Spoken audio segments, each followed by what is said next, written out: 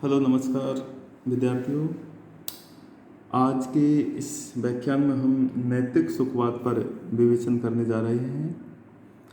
ये नैतिक सुखवाद आपको RAS mains exam, MA philosophy and BA philosophy में समान रूप से महत्वपूर्ण है।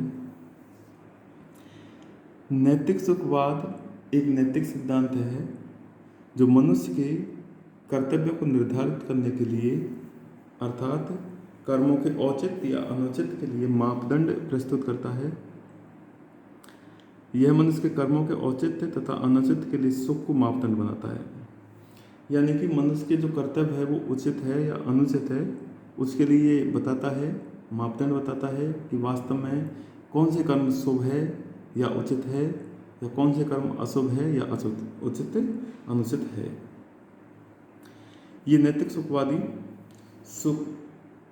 जो नैतिक सुखवादी है वो सुख के अंतर्गत आनंद को भी सम्मिलित करते हैं।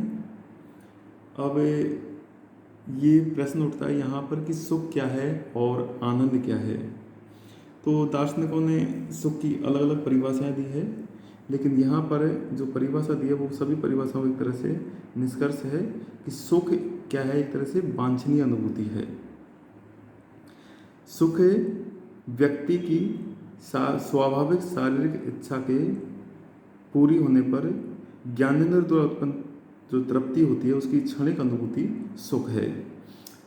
और जबकि आनंद में शारीरिक सुखों के साथ साथ उसके मानसिक या बौद्धिक पक्ष पर भी जोर दिया जाता है, जैसे साहित्य, कला, ज्ञान, आध्यात्मिक चिंतन, दार्शनिक चिंतन, पारस्परिक प्यार, मैत्री, परोपकार आदि से जो संतोषजनक अनुभूति मिलती है उसे ही आनंद कहा जाता है।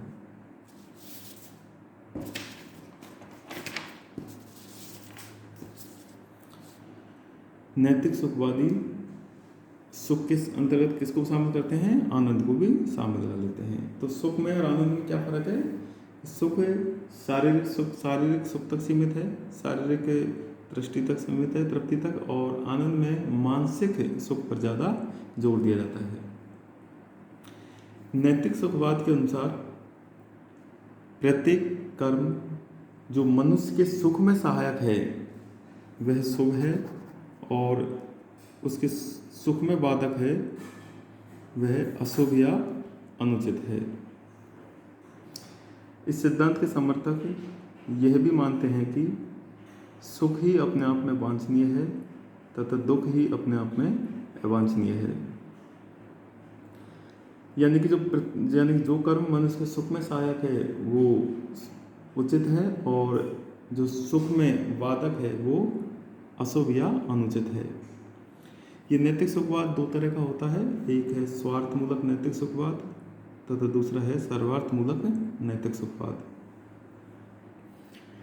स्वार्थमूलक नैतिक सुखवाद प्रत्येक व्यक्ति के स्वयं उसके सुख में सहायक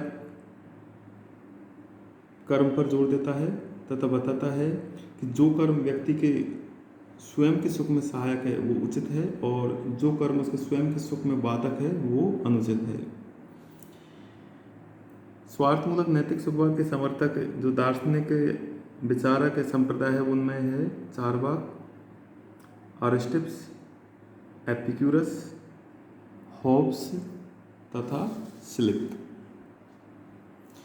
तो स्वार्थमूलक नैतिक सुखवाद का मुख्य जो जोर रहता है वो व्यक्ति के स्वयं के सुख पर रहता है, और ये कहता है कि जो स्वयं के सुख में सहायक है प्रत्येक कर्म शुभ है, और प्रत्येक व्यक्ति के स्वयं के सुख में बाधक है प्रत्येक कर्म अशुभ है। इसी का जो दूसरा प्रकार है वो है सर्वार्थमूलक नैतिक सुखवाद, इसे हम उपयुक्तवाद भी कहते हैं। यह अधिकतम व्यक्तियों के अधिकतम सुख पर जोर देता है, न कि व्यक्तिगत हित पर, न कि प्रत्येक व्यक्ति के वैयक्तिक हित पर या स्वयं के हित पर। इसके अनुसार अधिकतम मनुष्यों के अधिकतम सुख में सहायक प्रत्येक कर्म उचित या शुभ है, तथा अधिकतम व्यक्तियों के अधिकतम सुख में बाधक प्रत्येक कर्म अशुभ या अनुचित है। अतः यह सिद्धांत एक तरह से मनुष्य के वैयक्तिक सुख को महत्व नहीं देता, बल्कि इसकी जगह यह अधिकतम मनुष्यों के अधिकतम सुख को महत्व देता है। सर्वार्थमूलक नैतिक सुखवाद को उपयुक्तवाद भी कहा जाता है तथा इस सर्वार्थमूलक नैतिक सिद्धांत के अनुसार अधिकतम मनुष्यों के अधिकतम सुख में सहायक प्रत्येक कर्म शुभ तथा अधिकतम मनुष्यों के अधिकतम सुख में बाधक प्रत्येक कर्म अशुभ या अनुचित है। तो नैतिक सुखवाद एक तरह से मनुष्य के कर्मों के औचित्य और अनुचित की दृष्टि से मापदंड बताता है और ये कहता है कि जो कार्य मनुष्य के सुख में सहायक है वो शुभ है और जो कार्य या कर्म मनुष्य के सुख में बाधक है वो अशुभ है या अनुचित है। नैतिक सुखवाद के दो प्रकार हैं, एक है स्वार्थमूलक नैतिक सुखवाद और दूसरा है सर्वार्थमूलक नैतिक सुखवाद। स्वार्थमूलक नैतिक सुखवाद व्यक्ति के स्वयं के सुख पर जोर देता है, जबकि सर्वार्थमूलक नैतिक सुखवाद अधिकतम मनुष्यों के अधिकतम सुख पर जोर देता है तथा बताता है कि जो कर्म अधिकतम मनुष्यों के अधिकतम सुख में सहायक है वो उचित है और जो अधिकतम मनुष्यों के अधिकतम सुख में बाधक है वो अनुचित है। जबकि स्वार्थमूलक नैतिक सुखवाद कहता है कि जो कर्म व्यक्ति के स्वयं के हित में, व्यक्ति के स्वयं के सुख में सहायक है वह शुभ है और जो व्यक्ति के स्वयं के सुख में बाधक है वो अशुभ है। तो इस तरह से नैतिक सुखवाद ने कर्मों के औचित्य और अनुचित की दृष्टि से मापदंड दिया है व्यक्तियों के नैतिक मार्गदर्शन करने के लिए। तो आज के इस वीडियो में इतना ही। Thank you so much.